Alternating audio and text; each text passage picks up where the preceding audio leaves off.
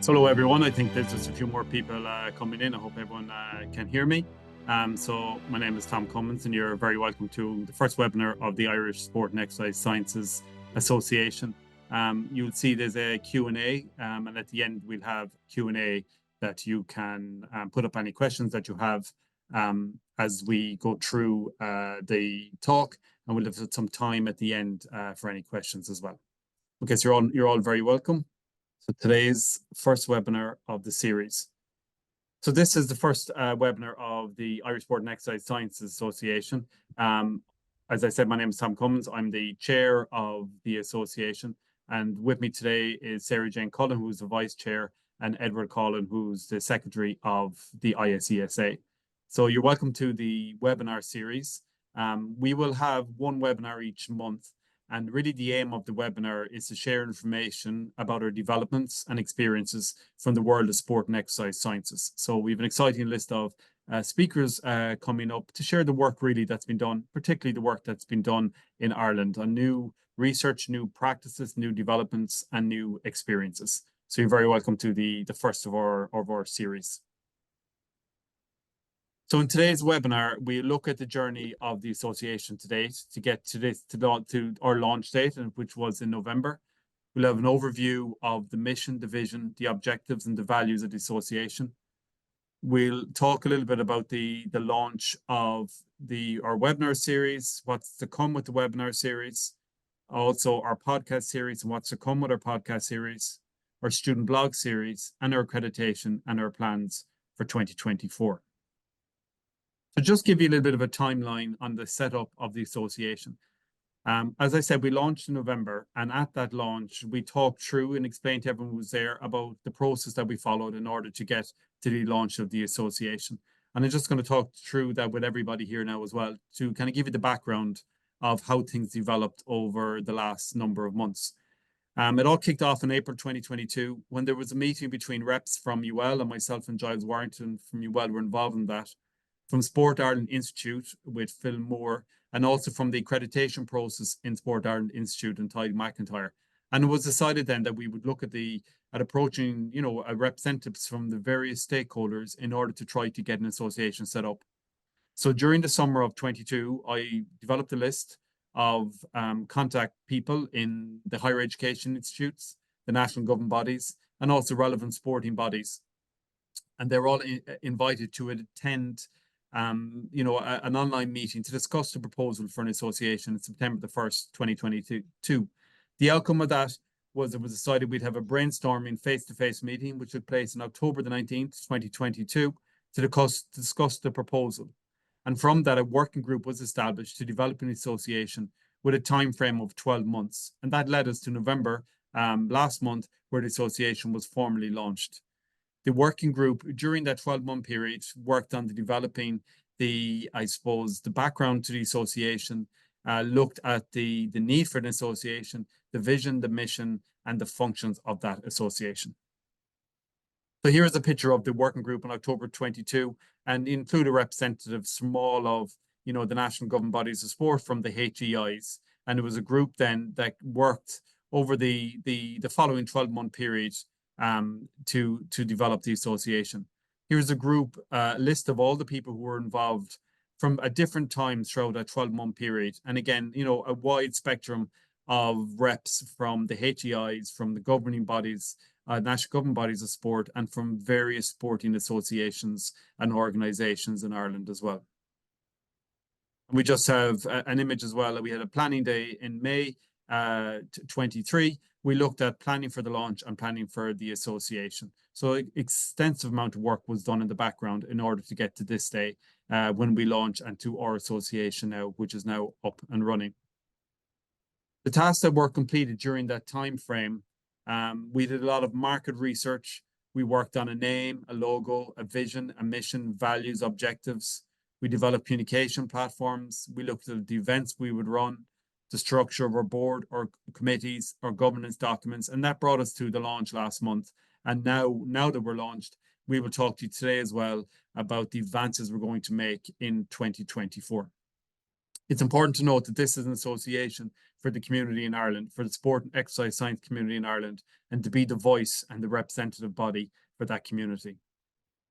So what did the market research tell us? Well, firstly, that there was a significant number of SES, sport and exercise science related courses in Ireland. And over a 5-year period, we projected nearly 13,000 graduates. We sent a survey out and we got 32 responses to the survey. And 95% of the respondents indicated that they'd be interested in joining an association in Ireland. And they felt the functions of that association should be around professional development, networking, knowledge share, and accreditation. So essentially, they became the pillars of what our objectives were for the association. And they are our pillars and our focus now as we develop the association. We ran some focus groups as well with, Sport Ireland Institute, with representatives from national government bodies of sport, and also with industry. And some of the key points that came out of those focus groups was the desire for an association to provide quality assurance and to create credibility.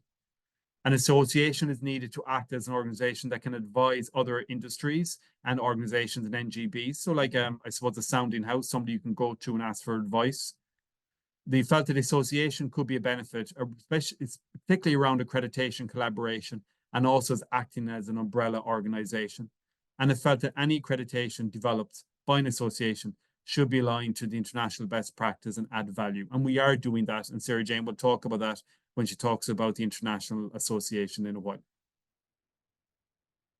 So what did that lead us to? Well, it led us to the development of a vision, a mission, and strategic objectives. There's only a few words in this vision, but a lot of work went in order to get to that point. We ended up, laying down that our vision would be to enhance the health, well-being, and performance of individuals through sport and exercise sciences. And that is individuals from somebody just engaging in physical activity all the way up to our elite Olympic athletes. The whole spectrum is what we're looking at, and how sport and exercise sciences can enhance the health and well-being and performance of people in Ireland, essentially. Our mission is to lead, represent, and advance the sport and exercise sciences community through advocacy, knowledge exchange, collaboration, and accreditation. So acting as the voice for the community in Ireland, having knowledge exchange events such as this, professional learning events, having events that foster collaboration and networking, and also, of course, the accreditation piece. From that, we developed 4 strategic objectives. Number 1, to establish the ISESA as a representative body of members of the sport and exercise sciences community in Ireland, to promote evidence-based practice within this community, to facilitate all-Ireland collaborative impact through integrated learning, networking, and research initiatives. And it's important to note that we are an all-Ireland association, and we also are a not-for-profit association as well, to develop accreditation pathways for our members. So the pillars we found out in the market research became the pillars really of the vision, the mission, and strategic objectives around accreditation, professional learning, networking, and also around this collaboration and advocacy, being the voice of the representative body for the community in Ireland. Our core values reflect those as well are collaboration, inclusion, and excellence. So that brought us to the launch date, which was on November the 8th, 2023. And it was a fantastic event, I suppose, to start off our association. Dr. Una May, the CEO of Sport Ireland, launched the association for us. And I gave a talk just like similar today around the association and how we got, to this point.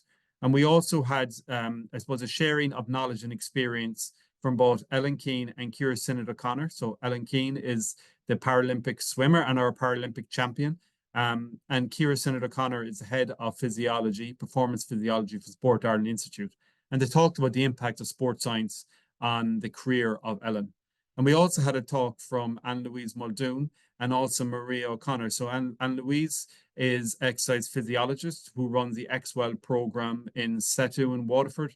And Maria was, I suppose, a patient essentially of Anne-Louise and engaged in the XWell program, but it suffered a stroke, and it talked about her rehabilitation, how exercise actually helped her rehabilitation and totally enhanced her way of life because of that intervention and that program that she was engaged with Anne Louise. So it was a fantastic day to start off our association. So I'm just going to hand over to Sarahjane, who's going to chat through our structures and our plans for the coming year. Thank you, Tom. So we're delighted that we have our ISESA board formed. So we have a mix of skill sets and expertise that are going to help, I suppose, develop and progress the ISESA over the coming years. So we have Dr. Tom Comyns, who is our chair. Tom is a lecturer in UL and also a strength conditioning practitioner with Sport Ireland Institute. Myself, a lecturer in DCU and a physiology practitioner in Sport Ireland Institute. We've Dr. Ed Cullen, who is a lecturer in MTU Cork and also representing Movement and Skill Acquisition Ireland. Maeve Buckley has been our consultant throughout from leading sport, and Maeve has huge expertise in sports strategy and governance. So Maeve's part of the board. Ed Wyatt is part of the Olympic Federation of Ireland, and he's our treasurer. So he's huge expertise there in finance and accountancy, which will be a great help moving forward.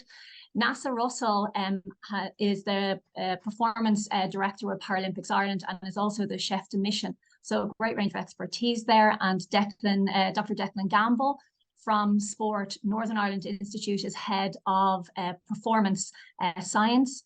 Professor Kay Pompa is professor of exercise physiology in UCD, but has a huge expertise from working with the Australian Association, the ESSA, for years.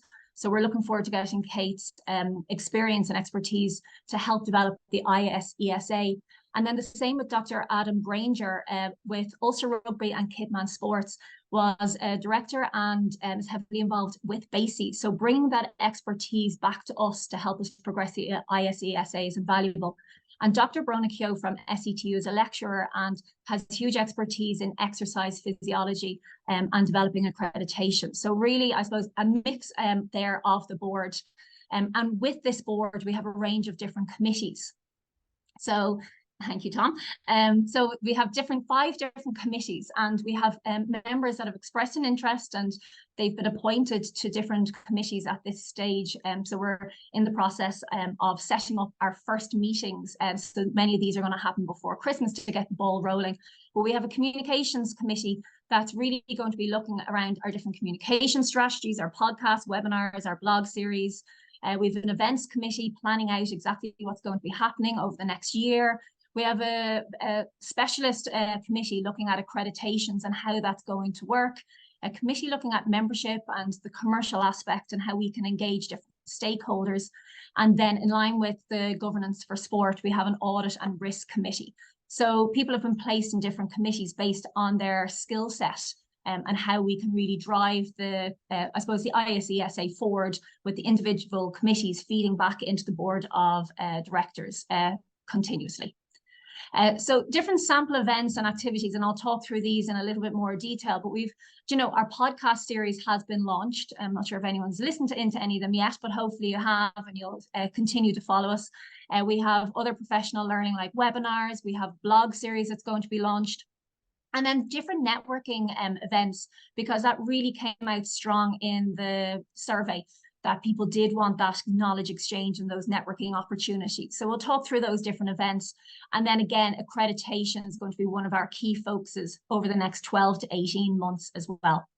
So if we move to the next slide, we're going to really just focus on, I suppose, just letting you know where we're at with our different activities and events. So with the podcast, we had the initial podcast that was released. Tom and myself gave an overview similar to what we're doing today, but maybe in a little bit more detail in places. The podcast is going to be released fortnightly. So the second one has already been released with Ellen Keane and Dr. Ciara Sinnott O'Connor from Performance Physiology in Sport Ireland Institute. And really, I suppose, drawing on what they discussed at the launch to share their experiences from the sports science side, and then the athlete receiving that sports science support with everybody. So Bruce Wardrop from SETU in Waterford is the host, and I must say he's doing a fantastic job so far. I'm sure if anyone's listened in, they'll also agree. And these podcasts, the aim of them is really to share experiences and the pathways of sport and exercise scientists.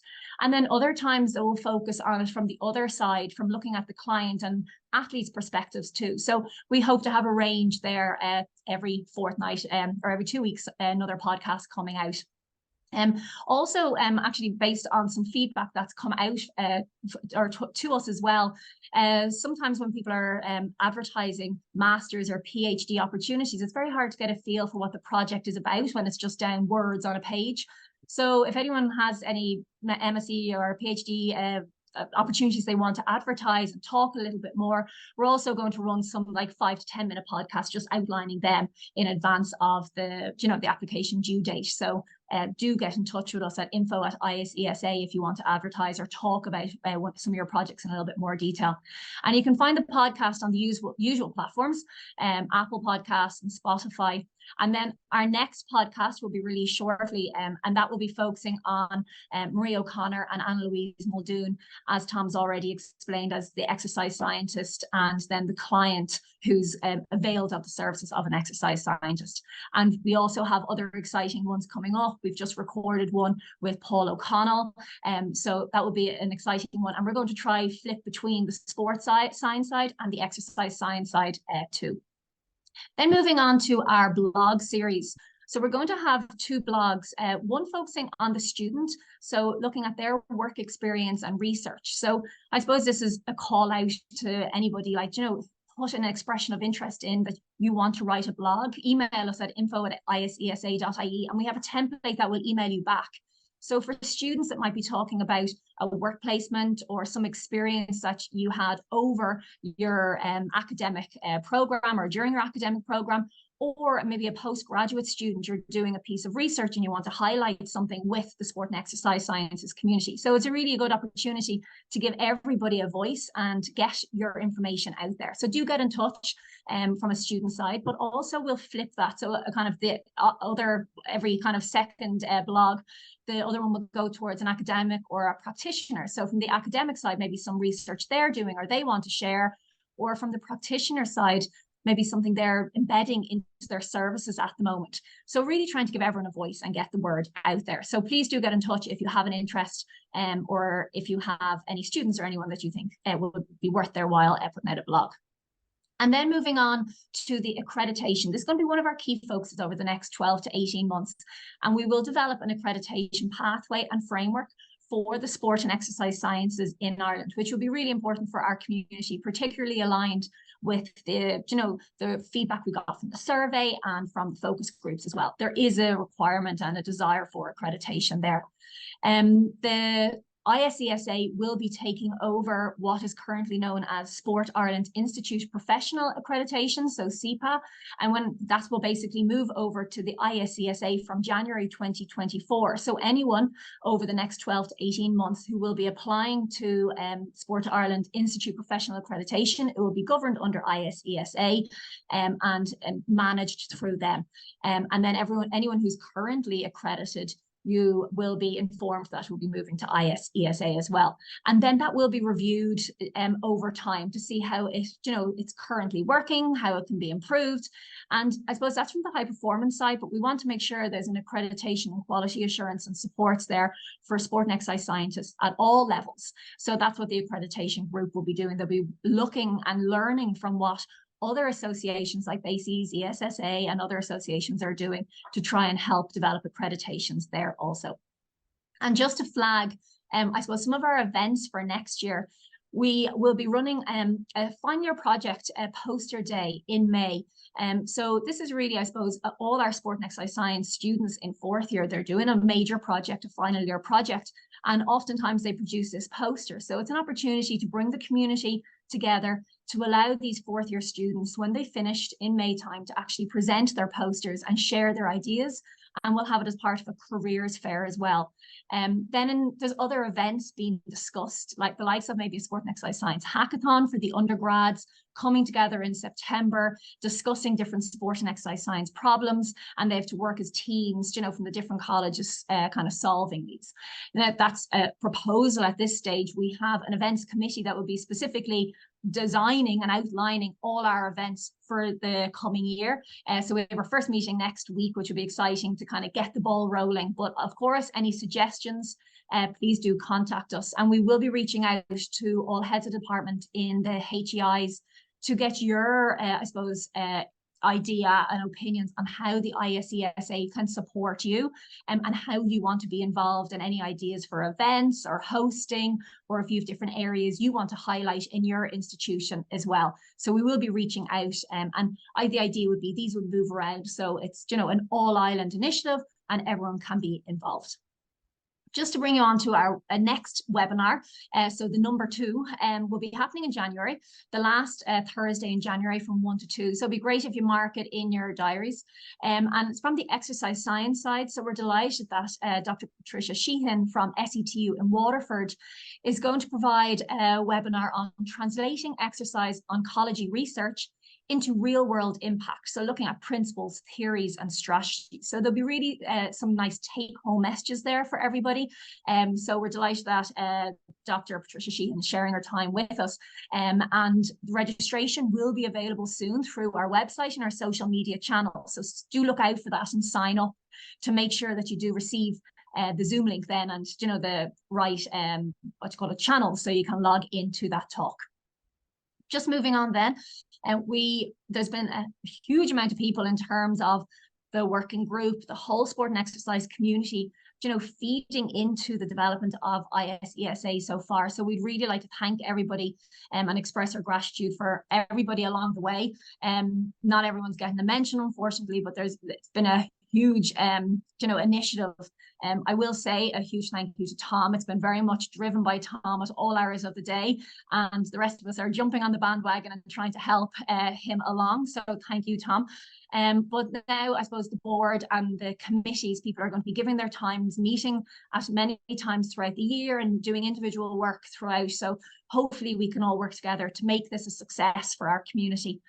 We wouldn't be where we are without Sport Ireland Institute and Sport Ireland. They've really supported us over the last year, getting us to this point and now helping us progress. So really to thank you for your endless support, and we are really looking forward to over the next few years, you know, showing you and working with you to show how we can develop this even further. And one really exciting initiative is there's this International Confederation of Sport and Exercise Science Practice. So 5 different associations that have already been developed around the world came together, realizing that they're all doing similar things in their own countries. So let's come together and share their ideas. So it was ACSM in America, ESSA in Australia, BASES in the UK, and the Canadian and New Zealand associations too. So they all came together and they've set up this international confederation. So we are delighted to announce that Ireland is actually the 6th member of this association, which is fantastic for us, and it shows the quality of the sport and exercise science community here in Ireland, that we are now being recognised and part of this. And it's really brilliant because we're going to learn from them. We're going to be able to adopt their different strategies and principles. So we're coming at a good time that they're actually in the process of developing many different accreditation, standardization of things that we can actually jump on their bandwagon, learn from them and help us grow. So Professor Cade Davison is chair of this ICSESP, and he very kindly pulled a video together, and we just want to share it. We played it at the launch, but we'd like to share it with you now. It is a few minutes long, but I would encourage you just to listen to it, and it just shows how, I suppose, exciting it is for us here in Ireland to now be part of this, and it's going to help us moving forward. So I'd just like you to listen to Cade, if that's okay. Hi everyone, my name's Cade Davison. I'm the chair of the International Confederation of Sport and Exercise Science Practice. The ICSESP was founded at the end of 2020 by 5 founding organisations, being the ACSM, BASES, the UK, Canadian Society of Exercise Physiology, Exercise and Sport Science Australia, and Sport and Exercise Science New Zealand. The common thread between those 5 nations and those 5 organisations was that they were national bodies representing practitioners in sport and exercise science and ran some level of a credentialing, a certifying system that allowed people to become accredited and work to some level in the industry. Varying between the countries in terms of opportunities, from general exercise science delivery for health, sort of working in the general population, through to the kind of clinical end, clinical exercise physiologists working in hospitals and in exercise rehab areas. And the other end of the spectrum, really the application in applied sports science and working with athletes and elite performers. So the intention of the organisation was to create an international platform, a collaboration that shared ideas and really promoted the role and the opportunities for sport and exercise science practitioners across the world. So understanding what's happening around the world and trying to support other countries and practitioners around the world to get better recognition and get better opportunities. I'm really, really excited to be able to say that our first member since establishment will be the Irish Sport and Exercise Science Association. So congratulations on the establishment of this excellent initiative in Ireland, and welcome to the International Confederation as our 6th member and as I say, first non-foundation member. So very exciting for us. Great to have that movement. There's a number of other countries coming on board, and certainly Ireland is really at the head of a wave of movement that we can see happening around the world to get better recognition and sort of centralise those initiatives to build opportunities for sport and exercise science practitioners. Ireland is an international competitor in sports. And certainly is a significant international contributor in sport and exercise science, with some really great examples of science and practice coming out of Ireland for a long time. So, and a very welcome to have that channeled through a central organisation, a central body to capture that and grow it and collaborate internationally through us and bilaterally with other countries. I know from firsthand from my experience in South Australia. So we've had Irish sport and exercise science students coming to the University of South Australia to do some great contributions to the science and practice, and also to the South Australian Sports Institute, working with our national athletes there for many, many years. As long as I can remember, those relationships have existed. It's been great to work with, and again, congratulations to Tom, Sarahjane, and with the help of Maeve in terms of building this initiative, working really positively with us. We learnt of each other's existence sort of reasonably early in the process, and it's been great to be able to learn more about what's happening for us in Ireland and be able to support that, and for us to be able to share what we've learned from a kind of collective knowledge of our member organisations, but also the knowledge that we're gaining gradually in the international landscape. So that's been really positive. We've been really happy to provide the support we have. One of the initiatives that we've been working on in our first couple of years of establishment is the development of a common international core set of standards or a code of ethical and professional conduct.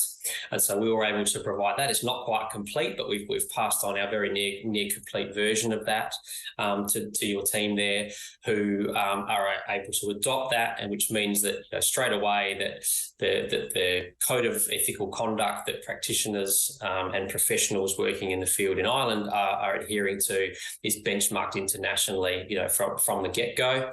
We're about halfway through a process of establishing a common core set of global standards for clinical exercise physiology practice. And so that's a project that's probably some way down the track, I gather from your organisation's point of view, but one that we've got just about to kick off, sort of following in the processes that we've developed for those other two projects, will be a global set of core standards for applied sports science. So there are sports science accreditations in some of our member countries, with varying degrees of recognition in national sporting bodies and through government, and we'll be bringing that together and trying to come up with or developing an international set of core standards. So again, if that's able to be implemented, and we've had really positive talks with the leadership team, development team, with the Irish Association, that can be adopted, and also the opportunity to have input into that,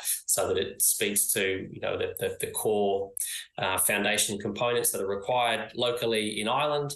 Then that will be able to be implemented or adopted through the association there as well, which will mean that will help with the professionalisation of the industry locally.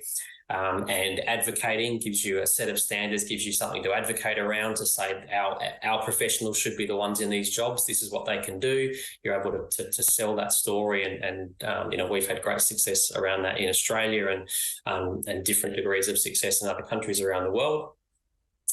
But also means that those set of standards should be largely internationally transportable, and that's one of the things that's been really important for the people that we've spoken to, and the feedback that we've got through surveys and engagement with members internationally, is that they would like their qualifications locally. It's great that they can become accredited and be recognised as the preferred practitioner in sports science in Australia, but if they want to take that and move it to other parts of the world, they want that kind of reciprocal recognition. So an international set of core standards allows that sort of work. So some exciting opportunities for collaboration and ongoing engagement going forward.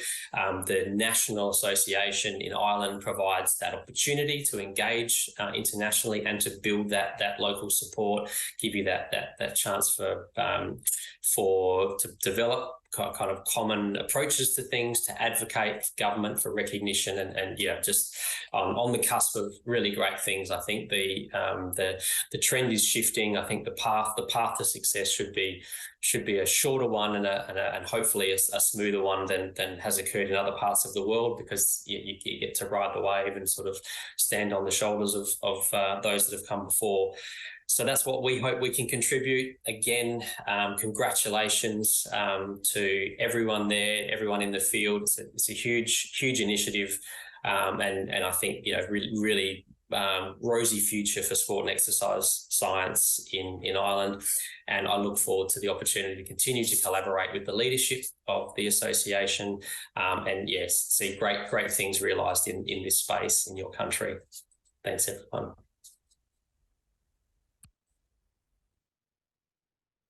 So I think you can all agree with me. It's an exciting time for the ISESA, and loads of progression with the International Confederation, and we're working closely with them. So it is fantastic. So really just like to thank you for tuning in today. I suppose we do have a website up and running, www.isesa.ie. We are on Instagram and Twitter. So if you want to log in there and follow us there, that's where we'll be putting up some of our news. So if you want to stay up to date when podcasts are released, the next webinar series, registration links, etc., please log in. And also do get in touch with us if you have any ideas, or you just want to reach out at info@isesa.ie. So as I say, if you have any ideas, if you're interested in writing a blog, email us. We can send you out the template. We will be reaching out to everyone in terms of the HEIs, but also sporting organisations, governing bodies. Please reach out. We're here, I suppose, as an organisation, an association, a non-for-profit one that is really, to drive things forward for our community. Just to draw your attention to the website, if you go onto the website, on the homepage, if you scroll down to the bottom, there's a sign up link. So if you put your name and email address in there, anytime we're having events, we will email you about them. It's just to make sure that you do stay up to date, and you are getting information about the different events. So please do sign up, and then we can I suppose you don't mind receiving emails from us then. So please do sign up. That'd be fantastic. So I suppose there's a Q&A section there if anyone wants to pop any questions in. and we can fire them back. But thank you very much for listening today. Thanks, Sarahjane. Thanks everyone for listening. Ed, I hand over to you there.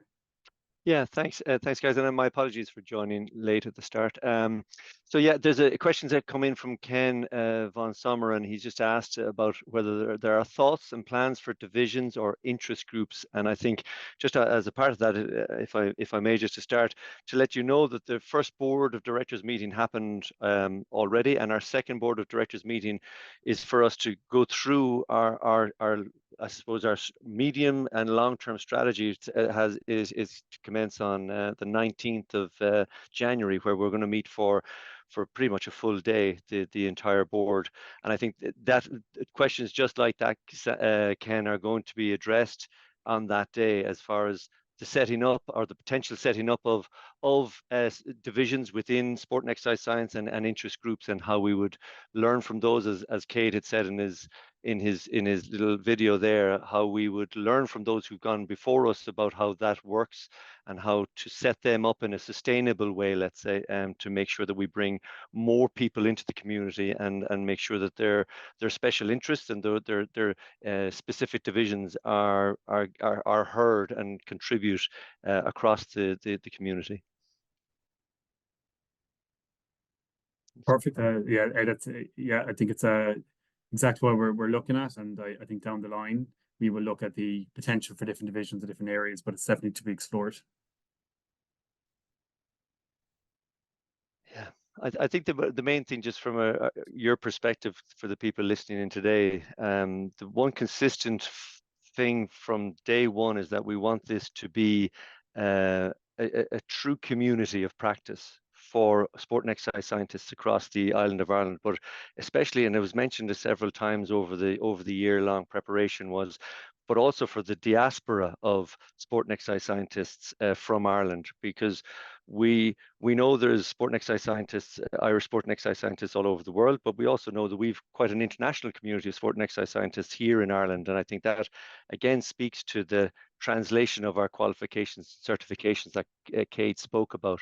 And we would like to ensure that whatever has been done in Ireland is recognised worldwide as well, and that if there are people, and we've people coming home all the time with their experiences and qualifications, that we'd like that experience to be a smooth transition into the Irish community, but equally for people who want to travel with their qualifications and certifications. And I think that's recognised also in the setup of the board. We've representatives across the 4 provinces. We've also international representation on the board, but it's an important aspect of this. We want to have a seat at the table of sport and exercise science internationally, and I think this is a great start to that. Super. Is there any other questions there? No, not for now.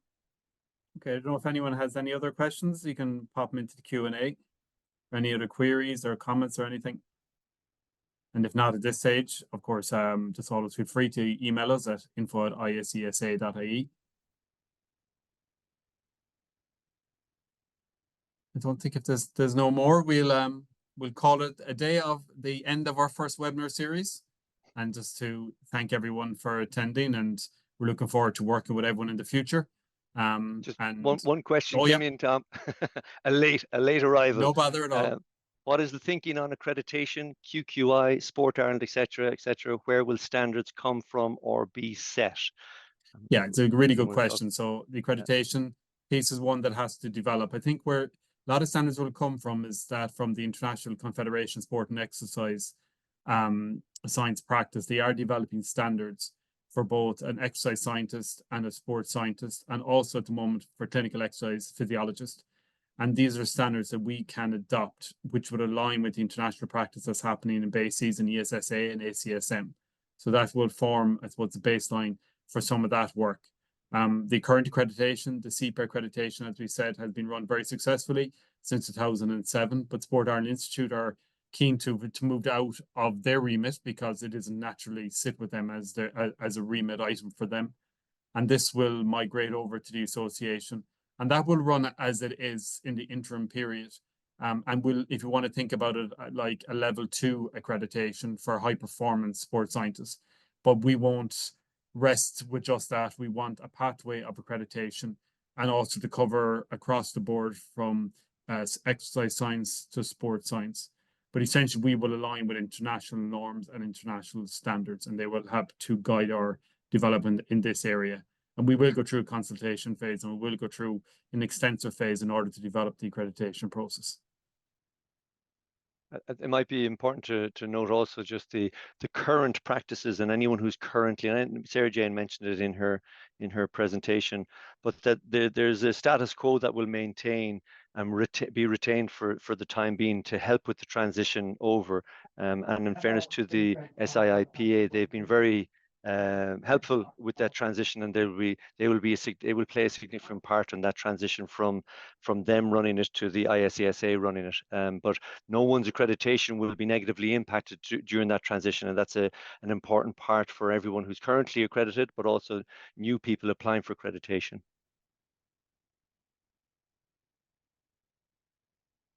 There was Siobhan O'Donovan, thanks for all your work setting this up. I was involved with setting up the BASRAT, so I can empathize. Is there an intention to collaborate with therapy-focused organizations, given the multidisciplinary nature of the field? So I'm assuming that's kind of between athletic therapy and trainers, physiotherapists, osteopaths, and things like that is what I would assume by multidisciplinary nature of the field of therapy.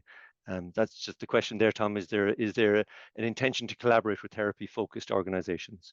I think, Sarahjane, you might even chat about, you've had some discussions with RT, and we will collaborate, and we will absolutely talk with all relevant associations, such as therapy or such even as reps as well in Ireland. If Sarahjane want to add anything on that?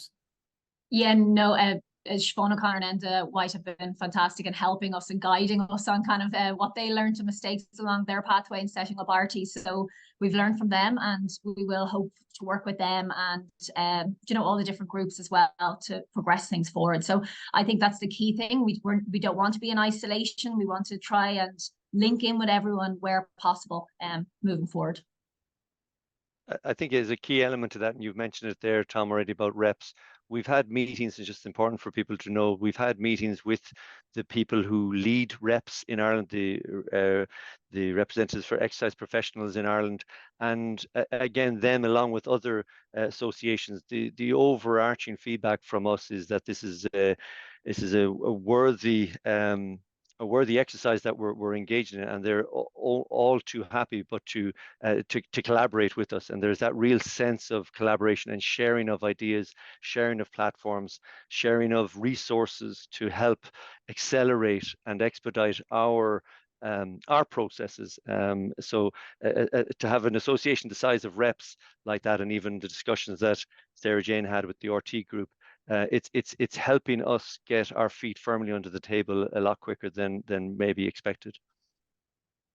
And I think that's a key point as well, collaborating and meeting these different groups, like our meeting with reps, everyone being on the same page, but even moving forward. And I know some people from chats have been panicking on not another conference coming up. So, that's what the events committee will be doing, going out, reaching all the different groups to see how can we streamline things and help everybody in the community, as opposed to just going off on our own tangent, organizing different events. So we will be tying in with everyone. That might be a key element as well. Sorry, I think you were coming in there, Tom. That might be a key element even also for organizational aspects, so that there isn't clashes of events, because nowadays so many practitioners work across disciplines because of the multidisciplinary approach to sport and exercise science nowadays. And I think that might help if there was a central location where people can begin to maybe schedule their events with an understanding of what other events are on at that time, if there's that type of a centralized location where things can be managed or processed or housed. I think ISESA and their events committee will be looking to try and bring a little bit of guidance and support for people in their events in that respect, if they fall under this sport and exercise community.